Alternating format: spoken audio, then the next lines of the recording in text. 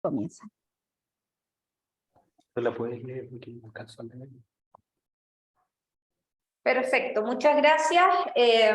Vamos a dar inicio entonces a esta sesión, la sesión de la tarde, en el marco del simposium de la Cátedra UNESCO en Democracia, Ciudadanía Global y Educación Transformadora, con el título de este simposium, Diálogo y Emancipación. El presidente de esta mesa, Segundo Quintriqueo, quien va a dirigir la discusión. La mesa se denomina Educación Transformadora y Pueblos Originarios para una ciudadanía global en perspectiva local. Nos van a acompañar en esta mesa Elena Bari Prado, Gerdes Loaiza y Orlando Pérez. Elena Bari Prado es una mujer apasionada de procesos de enseñanza y aprendizaje, del arte, de la antropología y el trabajo en equipo en conciencia de clase. Se desempeña como coordinadora del Departamento de Difusión y Extensión de la Cultura para la Universidad Contemporánea de las Américas en México. Es diseñadora gráfica, especializada en comunicación y diseño editorial. Como editora de proyectos periodísticos, culturales y deportivos, ha adjudicado varios premios internacionales de excelencia. Estudió una maestría de educación y otra en antropología social en la Universidad Autónoma de México, donde desarrolló investigación sobre la producción y recepción del arte entre personas que viven procesos de emancipación social y su vínculo con las memorias y los involucrados. Con 20 años de experiencia laboral, ha trabajado para distintas organizaciones gubernamentales, no gubernamentales, asociaciones civiles, corporativos, instituciones internacionales. Le encanta viajar y comer, conversar y aprender de los demás. Y con esto, cierto, damos inicio a la Mesa de Educación Transformadora y Pueblos Originarios. Segundo. Muy bien, gracias. A modo de introducción, señalar que la educación transformadora se centra en la educación como un proyecto social, ético, político y epistemológico, tanto a nivel individual como a nivel colectivo, para el compromiso democrático y el cambio social como una forma de revertir la concepción neoliberal, normativa y hegemónica de la educación escolar en contexto indígena. Para motivar esta reflexión, primero decir que los pueblos originarios poseen una educación propia. Es una educación que se realiza en el marco de la familia y la comunidad, basado en contenidos, métodos y finalidades educativas propias, donde se cultiva la relación de respeto y reciprocidad con el medio ambiente, mediante la inteligencia experiencial y emocional de los niños y jóvenes. Todo basado en principios de la pedagogía y educación propia, y justificado en una cosmovisión que es holística para la formación de personas, donde en contexto indígena es deseable una educación escolar que fortalezca el vínculo familia-escuela-comunidad, en igualdad y en libertad de acción en el marco de los respectivos proyectos educativos institucionales con sello intercultural, y los ejes son principalmente metodológico, epistemológico, el territorio, los valores y la planificación de la educación formal, informal y sociocultural. En una segunda idea, sostenemos, cierto, que la educación transformadora implica la emancipación y autodeterminación de los pueblos, donde la educación intercultural busca una pertinencia social, cultural y territorial de forma sistemática, para que la educación tenga un sentido para los niños y jóvenes del futuro, una apropiación de la educación escolar para lograr el éxito educativo y escolar de todos los estudiantes, sean indígenas o no indígenas, y donde procuramos, cierto, buscar una educación de calidad para todos los estudiantes, indígenas y no indígenas, donde el proyecto educativo sea co-construido con la familia, la comunidad y líderes indígenas y el profesorado, naturalmente, en base a un currículum que sea contextualizado a los territorios, en base a contenidos, métodos y finalidades educativas propias. Una educación escolar, por lo tanto, que necesariamente requiere de la implicación de los actores del medio educativo y social.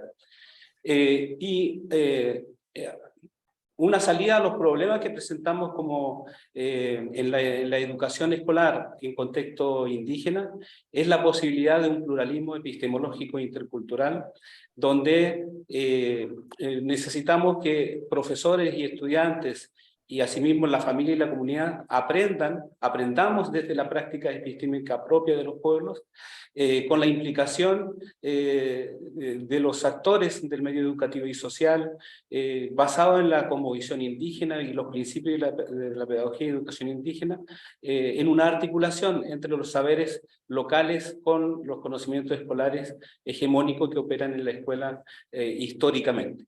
Esa sería la introducción. Dejo con ustedes ahora a la colega Elena.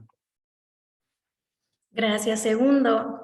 Gracias, Caterín, Ivette, a todo el equipo. Por supuesto, no están aquí ahora presentes, pero Volcar, Gina TC, y en específico, pues a todas estas comunidades de pueblos originarios que tanto nos dan para aprender, ¿no? Justamente el tema de hoy me complace mucho venir y compartirlo con ustedes. Voy a compartir mi pantalla. Espero si me pueden decir si se ve.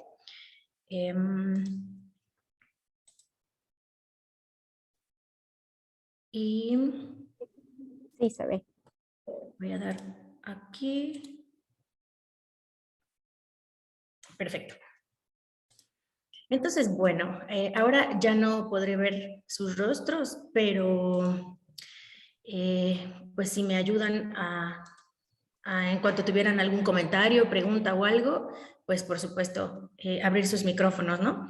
De cualquier manera al final habrá ese momento, pero pues quiero compartir con ustedes una serie de reflexiones que no solamente se han quedado en escribir o en asuntos académicos, sino que eso ha sido el paso después, ¿no? De una experiencia como son las experiencias vividas en las que pues he ido identificando características, cualidades de diversos aspectos al tener la fortuna de trabajar en una comunidad purépecha indígena michoacana que se llama Cheranqueri. En el compartir del día de hoy platicaré un poco con ustedes de ese proceso. Y justamente esta serie de reflexiones pues han derivado de ese acercarme a la comunidad, ¿no? El día de hoy el tema que vengo a compartir con ustedes tiene por título El diálogo transformador y emancipatorio como herramienta pedagógica de resistencia al neoliberalismo, la experiencia en Cheranqueri, y pues su servidora Elena Bario Ortega Prado. Vamos a platicar de este tema. En primer lugar, y antes que todo, quiero hacer un agradecimiento, una mención específica a este hombre que sin duda ha dejado un legado tremendo en la comunidad, en mi persona, en mi familia y en las dinámicas de la comunidad de Cheranqueri. Su nombre es Salvador Pedrosa, don Salvador Pedrosa, Papá Chavo, para quienes hemos tenido la fortuna de conocerle. Y es el padre de la familia Pedrosa, en donde siempre me han acogido cada que voy a la comunidad, y de quien he aprendido formas, identificado dinámicas que él ha ejercido en su familia, en su realidad y en un cuidado al cerro que vemos ahí atrás de la imagen de Papá Chavo encendiendo el fuego. Les comentaré un poco más adelante porque esta foto es importante, porque el fuego es importante, y el cerro de San Marcos atrás, justo como elementos fundamentales de esta cultura y en el marco en donde yo me fui aproximando a la familia, con ello a sus procesos políticos, históricos, culturales, políticos, ¿no? Entonces vaya mi reconocimiento, mi agradecimiento a Papá Chavo, que falleció el diciembre pasado y que sin duda dejó una huella invaluable en la protección al bosque y en quienes le conocimos. Y bueno, para seguir, contarles que la presentación del día de hoy deriva de las reflexiones en conjunto con mi amiga hermana Ivette Doisy, aquí presente, a partir sobre todo de nuestra participación en conjunto en el simposio del año pasado de esta misma cátedra UNESCO de CEMED, que llevaba por nombre la Mesa de Experiencias Latinoamericanas de Resistencia al Neoliberalismo. En esa ocasión presenté los resultados de mi investigación de posgrado en Antropología Social en la Universidad Nacional Autónoma de México, y que a partir de ahí vinieron pues una cascada de reflexiones, de propuestas, de voluntad de continuar en este camino, ¿no? Que en esta misma línea que plantea la Cátedra UNESCO de CEMED. Entonces, justo dentro de esta dinámica que podemos identificar como una metodología compleja, viva, pero sobre todo que intenta ser congruente con nuestros propios compromisos sociales, políticos, personales y académicos. Esta foto es de Vero Velázquez, una profesora a quien yo admiro, una colega también antropóloga, de una de las fogatas, de uno de los centros de diálogo, de reencuentro, de organización, de incluso vigilancia y seguridad en la comunidad cuando inicia su proceso de autonomía, su proceso de emancipación en 2011. Y a partir de esta serie de experiencias, pues decidimos escribir con Ivette un capítulo de libro a 4 manos, que no fue fácil, porque precisamente al identificar que queríamos hablar del diálogo, yo con la experiencia de el movimiento autonómico de Charanqueri e Ivette con la experiencia de la resistencia mapuche y este proceso constituyente que se está llevando a cabo en Chile, pues vimos que deberíamos ejercer aquello de lo cual pretendíamos escribir, ¿no? Y con base en una pues postura política, epistémica, teórica, metodológica, en mi caso son las epistemologías del sur, de donde abrevo sobre todo la formación en antropología que he tenido en el posgrado a partir de 2019, pues entonces con estos textos, con estos conceptos de Boaventura de Sousa Santos, es que posicioné mi quehacer docente, académico, personal, ¿no? Hablando de que, bueno, pues epistemologías del sur como un contexto global deriva de esta propuesta que es teórica, metodológica, epistemológica y política, ¿no? A grandes rasgos y con muy pocas palabras se define, o traté de definir un poco para entender que es esta forma en la que se busca visibilizar los saberes, los conocimientos y las experiencias de estos sujetos invisibilizados o considerados no relevantes, entre comillas, por civilización occidental, ¿no? Justamente uno de los postulados básicos es que es una resistencia frente al capitalismo, al colonialismo y al patriarcado, reconociendo la credibilidad de estos saberes que permiten resolver problemas, ¿no? Entonces, si bien hemos crecido con una idea de lo que es valorado, legitimizado, del conocimiento que se aprueba, del que se desaprueba, pues tenemos que hay una serie de indicadores que nos indican que hay un agotamiento, un desgaste de esas formas de haber construido conocimiento de manera occidental. Y Epistemologías del Sur surge como una opción precisamente de replantearnos la construcción y la valorización de esos saberes que resuelven problemas a los que nos enfrentamos y que los otros tipos de conocimiento no han logrado enfrentar o resolver, ¿no? Entonces, justamente es una de los ejes que buscamos transformar el conocimiento para descubrir nuevas alternativas frente a los problemas que tenemos y a los que nos enfrentamos. Entonces, este es el marco, digamos, teórico en el que inserto mis reflexiones, mi postura política, mi ejercicio académico, personal y, bueno, pues de vida, ¿no? También. En ese sentido, pues, completar que ese compromiso se deriva del acercamiento e inmersión a la experiencia emancipatoria, a la experiencia de movimiento autonómico de la comunidad de Charanqueri y sus procesos específicos, ¿no? Esto surgió en 2011 Y en 2013 fue la primera ocasión que yo estuve en la comunidad y que pude presenciar y dialogar en una fogata como estas que les comentaba, donde en cada esquina se autositió el pueblo una vez que decidió poner un alto a la tala inmoderada que venían viviendo de décadas, ¿no? Y entonces esta es una imagen que me gusta porque justo ilustra cómo las personas se agruparon, se atrincheraron, se autositiaron, se defendían, pero se reencontraron también. Y comentar que, bueno, el extractivismo, la búsqueda por monetarizar todo, había incluso dividido familias al interior, ¿no? Había quienes por partidos políticos habían tomado posturas específicas y se estaban enfrentando a sus propios familiares, que se había dividido el tejido social, se habían pues separado las familias por estas posturas o por estas búsqueda de dádivas económicas o gubernamentales, ¿no? Bajo este sistema que conocemos todos muy bien.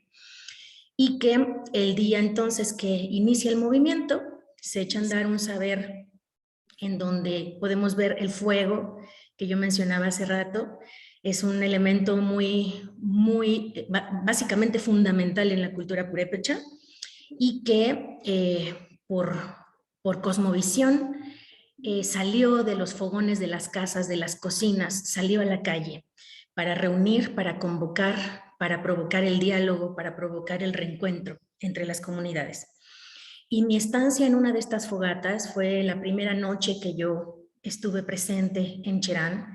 Pude hablar, pude preguntar, pude escuchar y pude también sentir el temor todavía de la gente que expresó, contó sus experiencias de cómo habían vivido las décadas anteriores y que si bien son personas que no identifico hoy día, a casi 10 años de estar presente en la comunidad, fue una experiencia que sin llegar a exagerar, pues cambió mi vida. Me llevó a cambiar el código postal, me mudé de ciudad, mudé de área laboral, mi enfoque docente, mi formación cambió justo por estar cerca y aprender estas formas distintas que a mí me empezaron a generar tremendas reflexiones, ¿no? Como podrán imaginar, una chica pues formada en otro entorno completamente, que tenía contacto con estos procesos distintos, empezaban a generarse preguntas en mi cabeza. Y en este sentido quiero contextualizar de manera muy breve lo que es hablar de la comunidad purépecha de Cherán-Queri.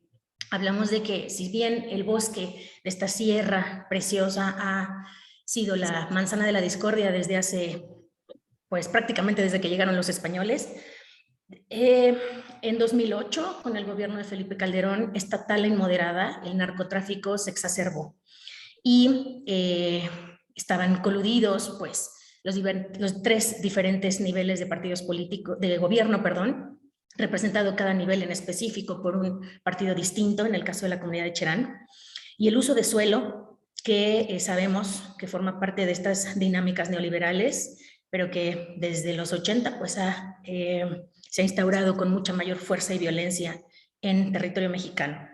De manera que el 15 de abril de 2011, pues una madrugada en la que las mujeres iniciaron la detención de esas camionetas que transportaban madera, que valientemente deciden poner un hasta aquí, y con el grito de ya basta, pues la comunidad empieza a unirse y las 18,000 personas, habitantes de la zona urbana de esta comunidad, pues se empieza a organizar y sacan justamente las fogatas que vimos en la imagen anterior, ¿no? A manera de puntos de vigilancia, de comunicación y de organización. Esto genera, por supuesto, una emancipación social. Se declaran en autositio el mismo día. Y de hecho, una bienvenida específica al maestro Francisco Rosas Tomás, que lo vi conectado ahora, quien es un cheranense de quien yo he aprendido muchísimo y que agradezco su presencia tremenda, porque incontables charlas al respecto con él, con Geno, con Chave, con Papá Chavo, con Doña Chepa, con Tata Trini, que he podido compartir con ellos, acercarme y aprender, ¿no? Entonces, gracias maestro Francisco por su presencia.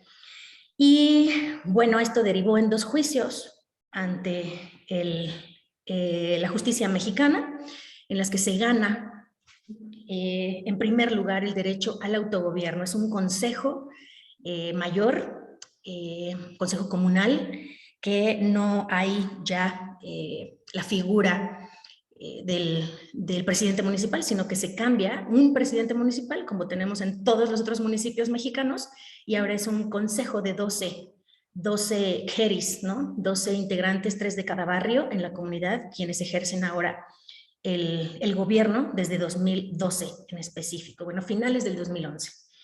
Y con esto se inicia el proceso de autonomía, ¿no? El eje que la comunidad decide es por la justicia, seguridad y reconstitución de nuestro territorio.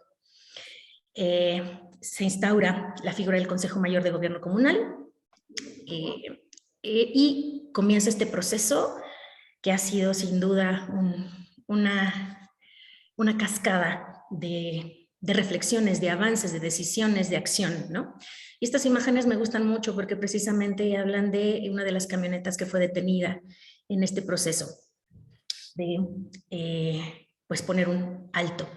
Y luego Los Pinos como protección fundamental. La primera demanda de esta emancipación era no a la tala inmoderada, cuidemos el bosque, y entonces es que yo entro a la comunidad, me sumo por voluntad. En ese momento no tenía idea de que haría una investigación antropológica después.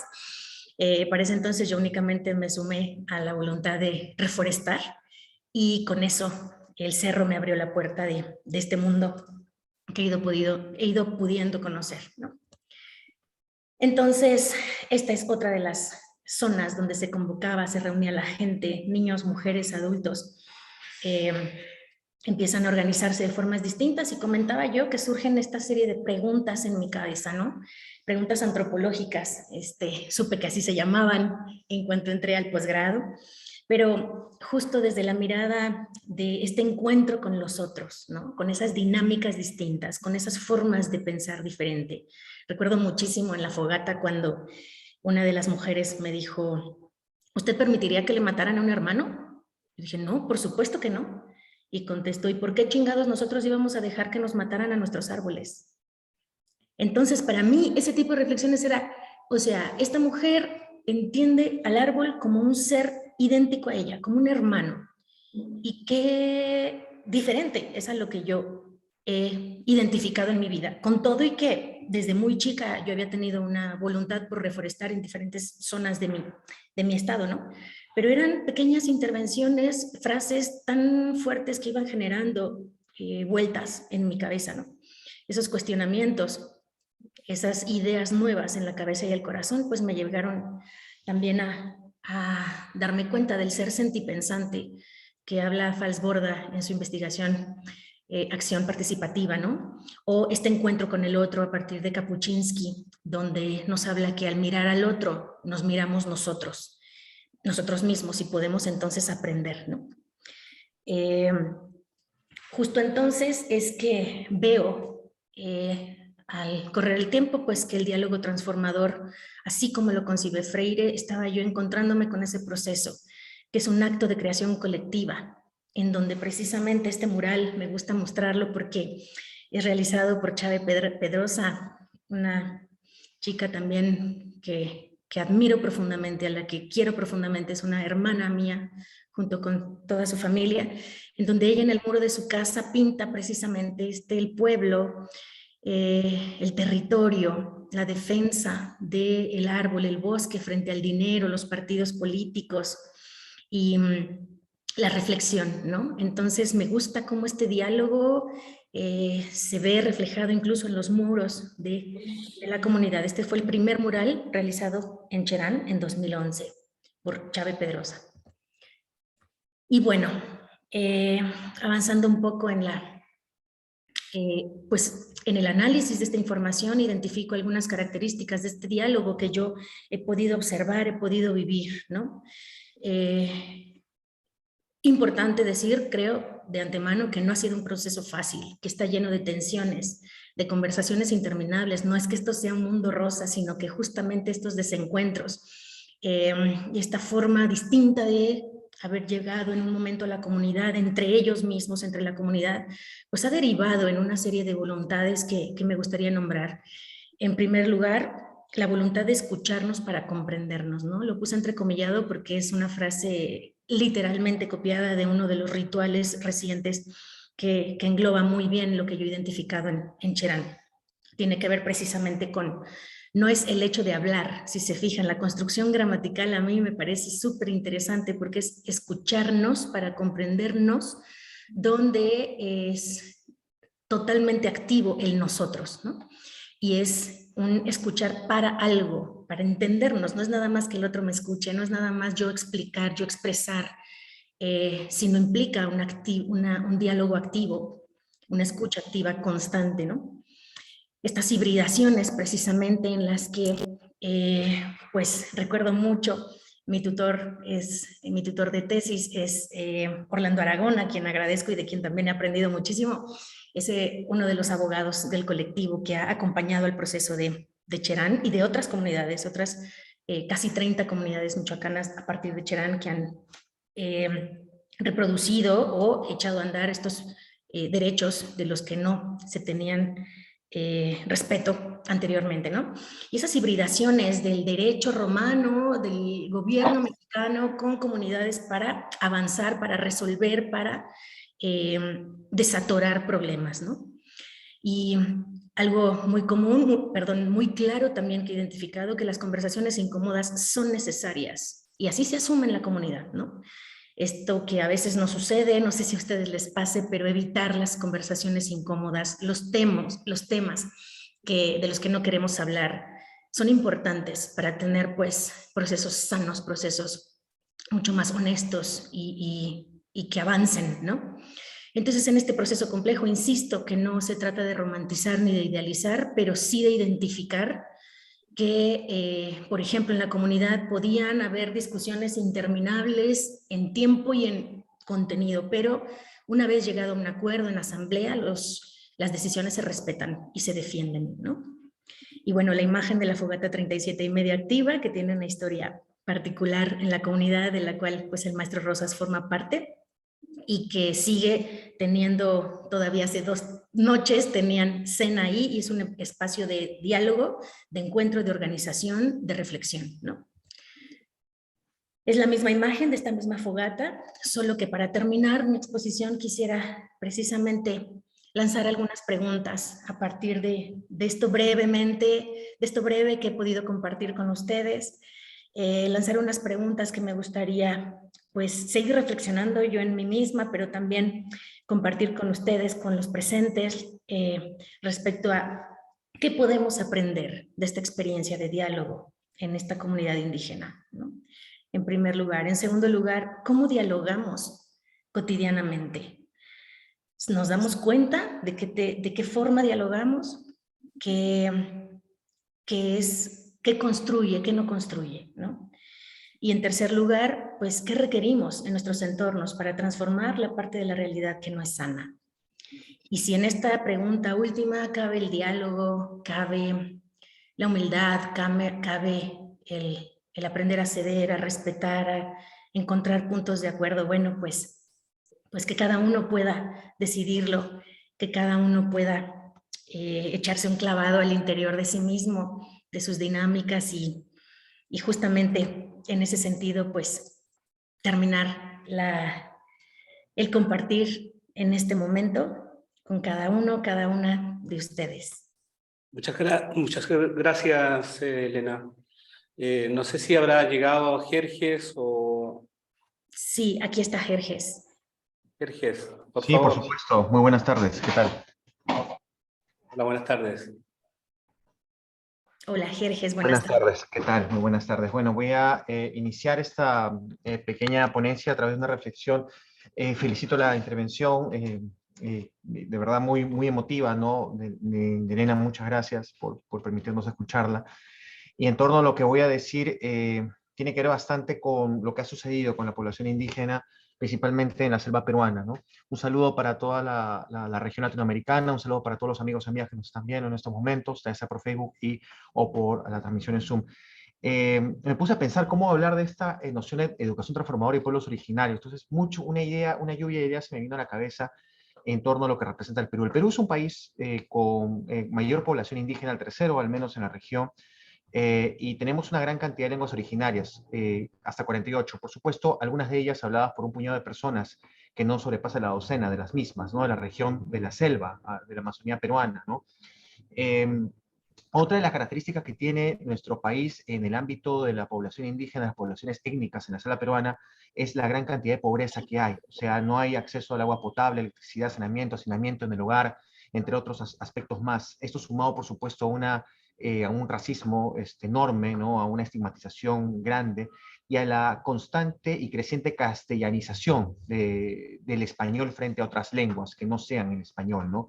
Y esto se prueba, y lo probó muy bien Burga cuando hizo una investigación sobre las políticas interculturales de Fujimori hacia lo que era la Universidad de San Marcos, en donde se dieron se dieron posibilidades para que ingresen población de diferentes etnias shipibo, con Ivo, sin embargo fueron estigmatizados en los años 90 por profesores y por los propios estudiantes, quienes no vieron en esta riqueza etnolingüística la posibilidad de una mayor riqueza colectiva en absoluto. Ellos regresaron al lugar al lugar al que provenían, señalando que la universidad no era para ellos porque sentían que la lengua que tenían no era una lengua, por supuesto, que podía competir con el castellano.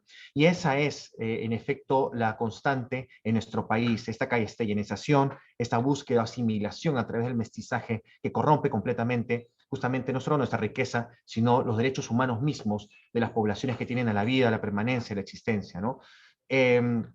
Se han construido, si bien es cierto, escuelas interculturales bilingües muy importantes y 4 universidades interculturales bilingües en la presidencia del señor García, que irónicamente fue quien quería privatizar un gran porcentaje de las tierras de la selva peruana para su destrucción y, por supuesto, para su mercantilización, lo cual conllevó también al asesinato de varios pobladores, ¿no? En este enfrentamiento, conflicto tan sangriento en Bagua, ¿no?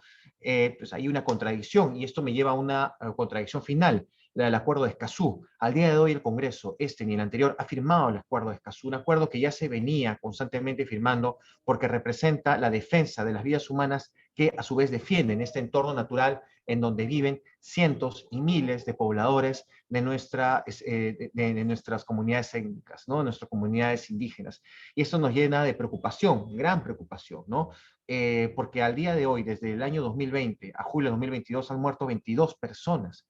Ya 22 personas van muriendo, 22 líderes van falleciendo, y esto es algo terrible, algo sumamente negativo, porque eso nos preocupa bastante en torno a lo que es la defensa del medio ambiente. Y esto quiero relacionarlo con el tema educativo. O sea, no podemos hablar de educación si es que no hablamos de contexto, y no podemos hablar de población indígena, de la población nativa, la población originaria nacional, si no se habla justamente del contexto medioambiental. Querer cambiar o transformar la vida de dichas personas sin atender a un contexto medioambiental que efectivamente refleje en buena medida este entorno de vida, entonces no puede o no permite lograr algo en absoluto. Y a partir de este punto es que quiero hablar acerca de, he empezado por el final, para hablar un tanto del contexto que nos lleva a esta situación. Brevemente, una lluvia de ideas históricas para dar cuenta que esto no es una cosa de ahora, es una cosa estructural. En 1896, en efecto, se prohibió el voto a la población que no sabía leer y escribir. Y esto de la mano con la prohibición a la educación en un país que solamente había educación para un puñado muy pequeño de personas. Porque para aquel entonces nada más 200.000 personas sabían leer y escribir en un país de 3,5 millones de personas, ¿no? En efecto, ante la situación de la independencia en el Perú, mucha población rehuyó del término indígena porque no querían pagar más tributos. Y es que el tributo indígena pasa a denominarse contribución indígena, que siguió existiendo durante muchos años al siglo XX, traslapándose a esta suerte de yanaconaje o servidumbre de la población indígena, que era la mayor cantidad de población en un país, principalmente rural, a los años 60, que estuvo en situación de esclavismo y que, por supuesto, estuvo prohibida para votar y para cambiar su destino, el destino de un país principalmente indígena, ¿no? Y esto nos lleva también a la matanza del Putumayo. Al fin del siglo XIX, inicio del siglo XX, por el caucho, 50.000 personas murieron, fallecieron, comunidades enteras murieron. Fue un genocidio tremendo, a vista, por supuesto, del Estado peruano, que poco o nada hizo. Pero esto continuó en los gobiernos de Bustamante y Rivero en los años 40, en el gobierno de Belaúnde en los años 60. Ha habido matanzas a poblaciones a poblaciones como las mayorunas, poblaciones como los Matsé. En el año 65, por ejemplo, Belaúnde va a bombardear con napalm a estas poblaciones porque se resistían a la matanza de árboles, como bien lo dijo la ponente anterior. Leo brevemente, el presidente Belaúnde ordenó personalmente a la Fuerza Aérea bombardear y ametrallar las aldeas de 3 de los 4 clanes de los indígenas Mayoruna Matsés del río Yaquerana. El bombardeo de los indefensos hombres, mujeres y niños Matsés fue presentado por la prensa nacional como un acto de heroísmo de los pilotos de la Fuerza Aérea, luchando contra los brutales, salvajes. Y esta fue la misma idea que se dio en el contexto de Bagua. Nuevamente, ¿de qué transformación podemos hablar si no hablamos de una defensa del medio ambiente, un respeto a la vida de las poblaciones originarias, poblaciones anteriores a la existencia del propio Estado peruano o de los estados latinoamericanos, ¿no? Y aquí ahora sigo con una perspectiva rápida, una lluvia de ideas, con un pedagogo fundamental, que entre 1900 y 1932, senador peruano, José Antonio Encinas, nos habló justamente de la necesidad de relacionar el problema de la tierra con la educación. Él decía, y él planteaba, que no puede ser que creamos que a la población indígena de la sierra se le quiera cambiar, transformar, civilizar a través de la educación, si no se ve que el problema que ellos tienen es un problema económico, es un problema en torno a la tierra. Y antes que la educación está la tierra, porque la tierra es el factor económico que permite su existencia. Encinas decía en su libro Contribución a una legislación tutelar indígena que el Estado no puede ser individualista, el obrero no puede competir con su patrón, el indio no puede competir con el hacendado gamonal, que hasta 1968, año de la reforma agraria, vivía prácticamente como en una situación de servidumbre. Era marcado como ganado en el cuerpo, justamente para evitar que se escape de los dominios del señor gamonal, hasta el año 68, como ya lo he dicho. El indio no puede competir con el hacendado. En consecuencia, la intervención de la acción social es necesaria, porque había leyes que colocaban al obrero y el doméstico indígena en manos del patrón, o leyes que obligaban al llanaconaje, que obligaban al semanero, que obligaban a una serie de trabajos en donde prácticamente no tenían ningún acceso, ningún espacio de libertad. Y esto me lleva al debate en torno al problema del indio, que es un debate interesante que se da en la década del 30, se da en la década de los 40. Y es un debate principalmente de mestizos entre mestizos, no de poblaciones indígenas, no de intelectuales, entre comillas, indígenas, sino principalmente de mestizos, ¿no? Y la Mesa Verde del año 65 justamente me lleva a esto.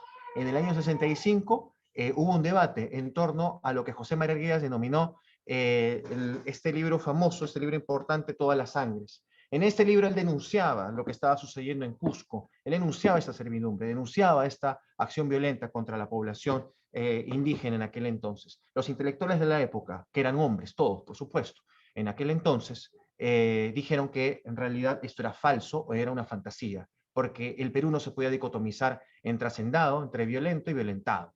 Un gran error. Justamente ese año fue el año del bombardeo hacia la población Matsé.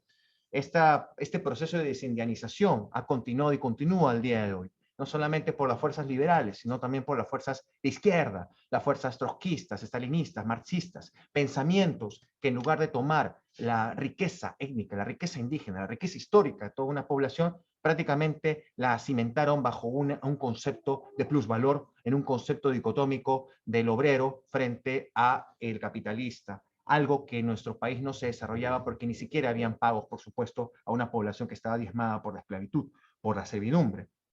La matanza y abuso de los indígenas también, y reflejo de la importancia de la educación en el conflicto armado interno de terrorismo, en donde el Estado lucha contra grupos terroristas como Sendero Luminoso o el MRTA, se sabe y se entiende que de los 70.000 fallecidos, aunque solamente un 40% de la población en aquel entonces tenía acceso a la educación inferior a la educación básica, el 68% de víctimas pertenecía a ese grupo, principalmente indígena, porque 75% de los fallecidos de aquellos 70.000 personas eran indígenas, eran personas vinculadas a un idioma materno distinto al castellano.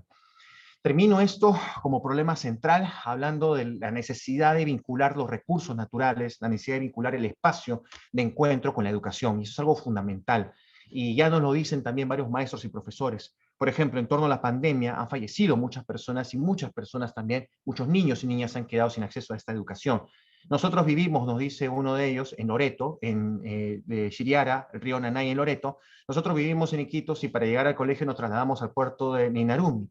que está a unos 4 kilómetros. Desde ahí nos vamos a Pequepeque. Entre todos los maestros hicimos una colaboración para comprarlo y venimos costeando todo lo que está en la embarcación. Demandada, gasolina, mantenimiento del motor, remo, vigilancia. El Estado no nos brinda esto, ¿no? Otro caso, el de Pucallpa, ¿no? Un maestro, Tony Cristian Ramírez, ¿no? Quien tiene que viajar constante, cuyo nombre es Shipibo, y conmigo es Ininrono, a bordo de un bote por más de 2 días para llegar a Manuel Varadero de Tibil, una comunidad de apenas 100 habitantes. Otro caso es en Iquitos también, ¿no? Y así sucesivamente, hay muchos casos de maestros y profesores que confían en una transformación y de suma importancia, pero si tenemos aún un Estado depredador que no defiende la vida de sus propios pobladores, no vamos a poder alcanzar dicha transformación. El futuro se ve muy oscuro, muy triste, muy complicado, y creo que es fundamental reflexionar al respecto de lo que eso significa. Por eso aplaudo esta mesa y estas intervenciones, y agradezco bastante este tipo de espacios para poder hablar y conversar. Gracias. Muchas gracias, Jerjes. Orlando creo que no ha llegado. No, No. yo no le veo conectado a Orlando. Perfecto, entonces vamos a continuar. Yo voy a hacer una síntesis y enseguida damos paso a las preguntas. Yo creo que hay puntos en común, digamos, entre los pueblos indígenas. Primero, esto que nos planteaba la colega Elena, digamos, la relación de reciprocidad entre las personas indígenas y con el medio ambiente.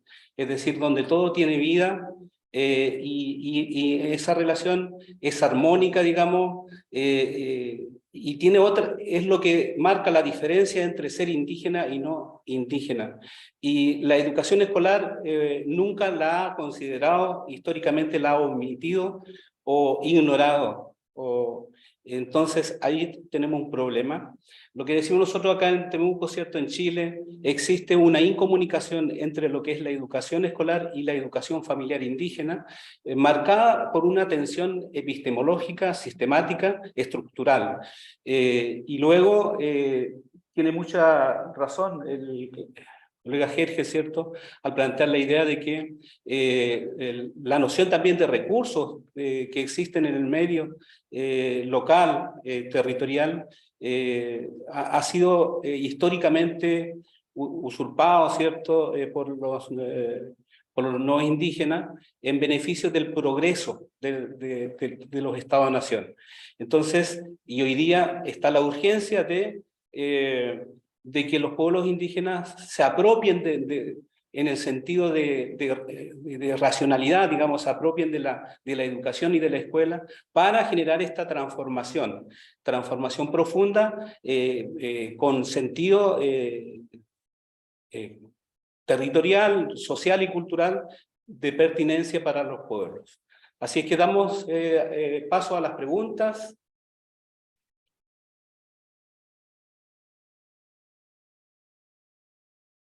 Pueden activar su micrófono y pueden preguntar. Sí, por favor.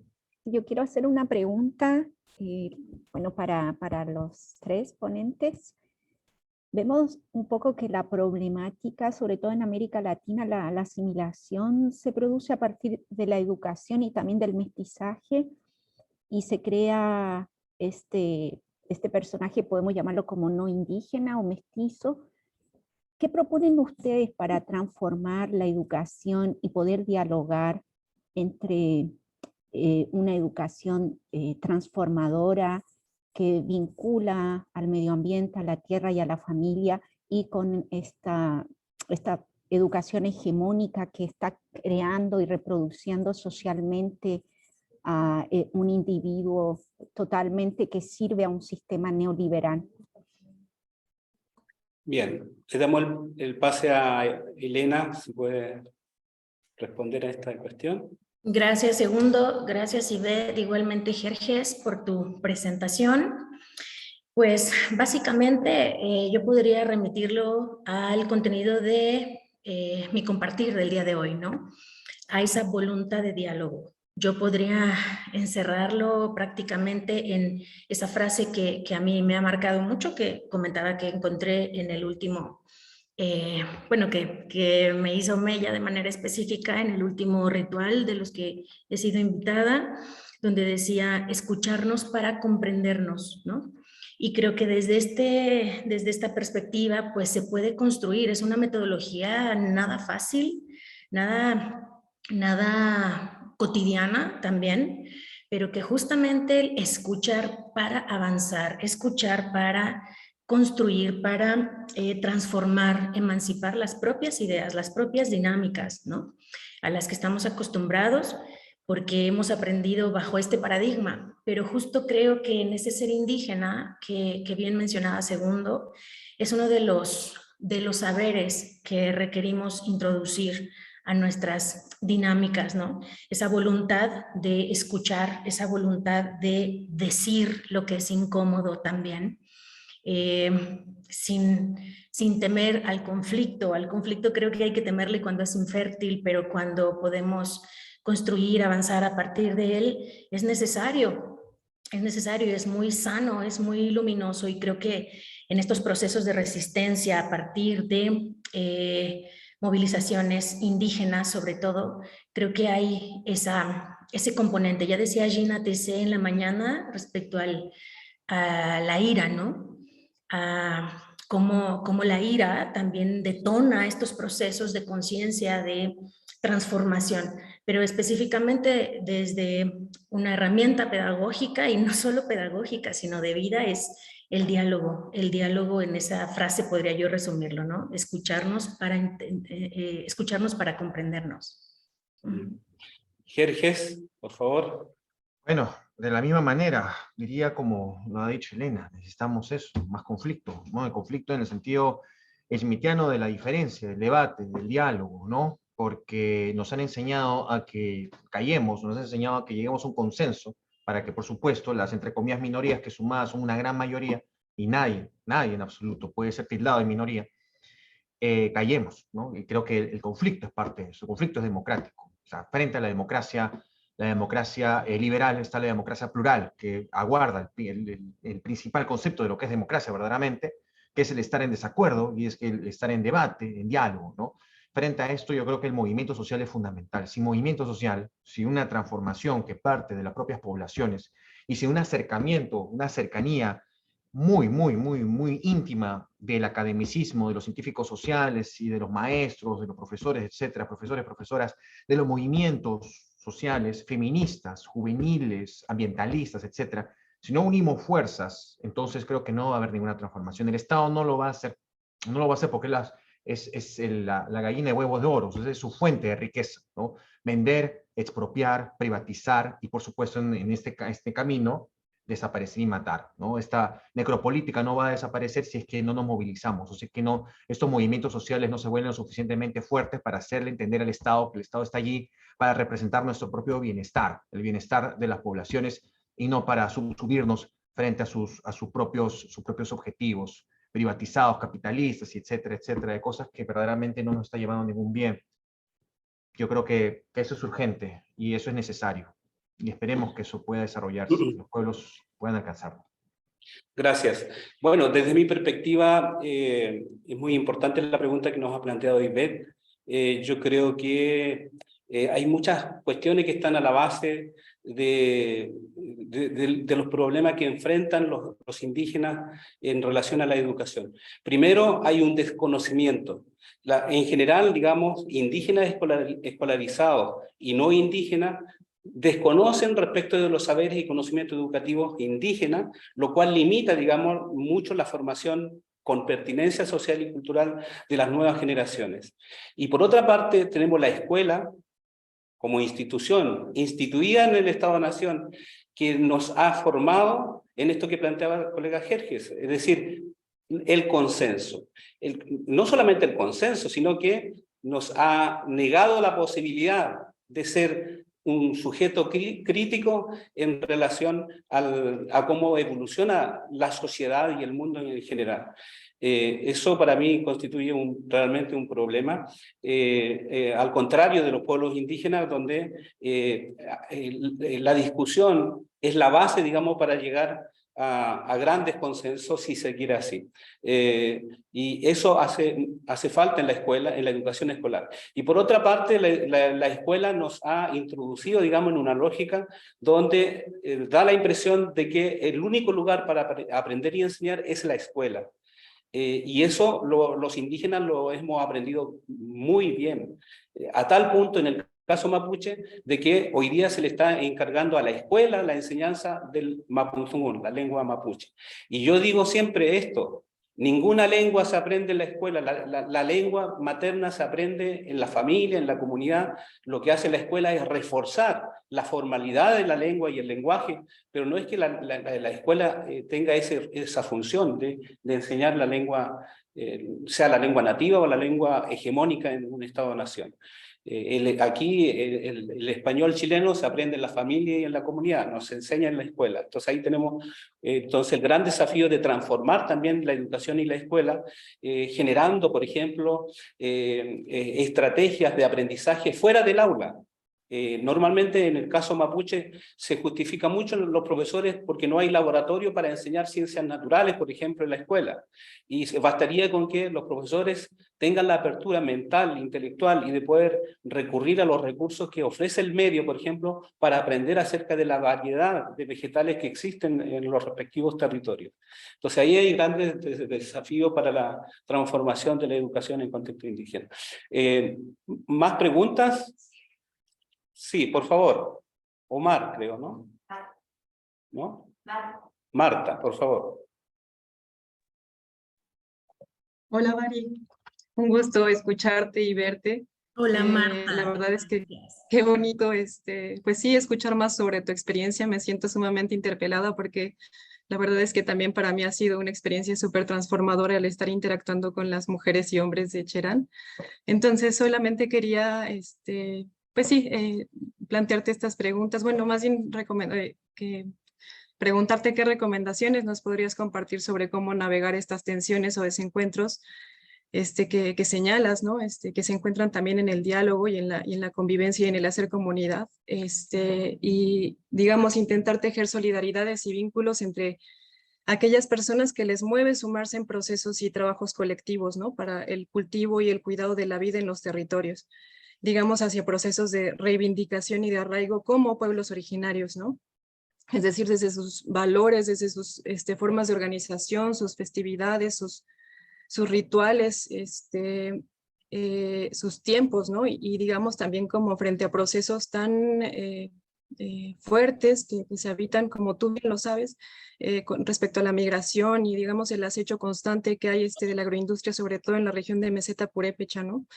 Digamos, cómo poder sumarnos, digamos, estos procesos de reconocimiento de la complejidad y el hacer, digamos, integral que las propias personas del territorio, como ya mencionabas, ¿no? A don Salvador Pedrosa, tienen para habitar sus territorios, ¿no? Y sí, pues eso finalmente, ¿no? Cómo construir esos procesos con sentido y haciendo comunidad para sumarnos en el cuidado de esas relaciones de reciprocidad que también mencionaba el otro compañero, ¿no? Y de resguardo que los pueblos originarios ya de por sí tejen en sus territorios. Y un gusto, un abrazo. Gracias, Marta. Sí, sin duda, compartir experiencias en esta comunidad y escucharte, tenerte aquí, pues es muy motivador. Gracias por tu presencia. Tu pregunta, sin duda, no hay una respuesta fácil, definitivamente no. Sin embargo, creo que cuando nos comprometemos con este tipo de reflexiones, estamos al mismo tiempo asumiendo ciertas decisiones y ciertas renuncias que es importante tener en cuenta, ¿no? Por eso creo que yo al ir pues avanzando en estas reflexiones me he dado cuenta de eso, que es muy importante posicionarnos políticamente, porque eso determina nuestras acciones, eso determina la forma de vida, no nada más una investigación, ¿no? Que termina siendo pues lo menos relevante para la vida de una persona, me parece, sino justamente esas interacciones que construimos y desde dónde lo hacemos, tener clara la conciencia, la reflexión de qué estamos provocando con nuestras actitudes, eso me parece fundamental. Y insisto en que así como poder sumarnos, pues sí, son temas hasta románticos, ¿no? Que de repente son muy atractivos por decirlos, por nombrarlos, pero que implican renuncias importantes, renuncias fuertes a dinámicas, a personas, a hasta ingresos económicos, ¿no? A puestos laborales, por ser congruentes con estas formas que no siempre, bueno, que siguen siendo marginales, ¿no? Y que dentro del sistema, como bien decía Jerjes, pues están prácticamente orilladas a los menos campos de acción. Sin embargo, encontrar estas redes a mí me ha parecido súper valioso, justamente acercarme a personas que, como tú, con quienes coincidimos, ¿no? Como compañeros de aquí del simposio, que creo que ha sido un viaje maravilloso encontrar estas coincidencias a lo largo y alto y profundo del planeta, en que nos damos cuenta que no somos pocos, ¿no? Y que justamente vamos sumando y podemos, nuestras familias están al tanto, ir provocando esa emancipación. Yo, pues bueno, mi tutor es Colectivo de Emancipaciones, ¿no? Cherán es una emancipación, pero creo que es emanciparnos nuestras propias ideas, liberarnos de nosotros mismos en esos creeres que tenemos para accionar, ¿no? Y definitivamente en esto juega mucho el papel del ego, de la humildad, de la apertura, a aprender de otros, a escuchar, a darnos cuenta de que no lo sabemos todo y que muchas veces hemos aprendido pues con dinámicas que nos han permitido vivir, crecer, desarrollarnos, pero que hay otras formas que pueden enriquecer, ¿no? Y Paulo Freire lo decía de una forma maravillosa. Me gustaría, si hay tiempo, leer en un minuto, creo, esto que puede dar mucha luz, Marta y todos aquí presentes, porque decía Paulo Freire, pues delimita claramente lo que no es diálogo y lo que sí, ¿no? Entonces dice: no puede reducirse a un mero acto de depositar ideas de un sujeto a otro. El diálogo no es eso, el diálogo que ve Paulo Freire, el diálogo en el que yo creo, ¿no? También, no es un simple intercambio de ideas, no es discusión guerrera entre dos sujetos que no aspiran a transformar el mundo, sino a imponerse. No puede ser un instrumento para conquistar al otro. Por lo tanto, también Paulo Freire nos dice, no hay diálogo si no hay un profundo amor al mundo y a los hombres. Escucho por ahí. El micrófono abierto me da la impresión. Y ya lo cerré. Gracias. Dice Paulo Freire que no hay diálogo si no hay un profundo amor al mundo y a los hombres y mujeres. No hay diálogo si me creo autosuficiente, si no hay humildad. No hay diálogo si no existe una intensa fe en los hombres, en su poder de hacer y rehacer, de crear y recrear. No hay diálogo si mantengo la desesperanza, y eso nos pasa muchísimo, ¿no? Creo que es uno de los éxitos más grandes del capitalismo en los seres humanos, creer que hagamos lo que hagamos no es posible, no es suficiente, nunca alcanzaremos. No hay diálogo si no existe en los sujetos un pensar verdadero. Y también se pregunta Freire, ¿cómo puedo dialogar si veo la ignorancia en el otro y nunca en mí? ¿Cómo puedo dialogar si me veo diferente y virtuoso y subestimo al otro? ¿Cómo puedo dialogar si me siento parte del grupo de elegidos que tienen la verdad? ¿O si creo que la transformación del mundo es solo responsabilidad de una élite? ¿O si me cierro a la contribución de los otros? ¿O si le temo a la superación? Entonces, bueno, pues creo que lo resume de manera muy crítica, que abarca y que espero haber ayudado a conversar juntas estas preguntas que nos llegan en muchos momentos, querida Marta. Gracias, Elena. Jerjes, queda un minuto, algo que remarcar. Volver a felicitar el espacio, agradecer mucho la oportunidad de, más que de hablar, de escuchar, ¿no? De escuchar los comentarios, de escuchar la ponencia, de también unirse con muchas preguntas y con muchas reflexiones frente a esto. Yo creo que, como lo dijeron en otras ponencias, es importante que la población pues, indígena, que la población étnicamente subordinada durante tantos años tome la posta y que los intelectuales puedan aprender de todo este proceso, ¿no? Que podamos aprender de todo ello y que dejemos a un lado la soberbia, ¿no? Y bueno, como lo dije hace un momento, que nos movilicemos socialmente. Uno de los grandes problemas dentro de la teoría de los movimientos sociales es justamente su fragmentación. En la medida de que podamos acercarnos un tanto más y vencer estas fronteras racistas, estas fronteras patriarcalistas, en términos generales, estas fronteras diferencialistas, creo que podemos lograrlo, ¿no? Y bueno, me voy muy alegre, muy feliz de poder haber escuchado la ponencia, la colega, y también las reflexiones, tus reflexiones segundo, y también los comentarios aquí del público, y agradezco bastante este espacio. Estoy con suma confianza de que podemos lograrlo poco a poco y lo vamos a lograr. Muchas gracias. Muchas gracias, colega Jorge, Elena. Para terminar, simplemente decir que está claro que la estructura, digamos, colonial va a ser muy difícil de cambiar, pero como dice Elena, la clave está primero la liberación de cada persona en su racionalidad, y a partir de ahí emanciparse y también buscar la transformación de los poderes hegemónicos que nos tienen subalternos en muchos de los casos. Muchas gracias.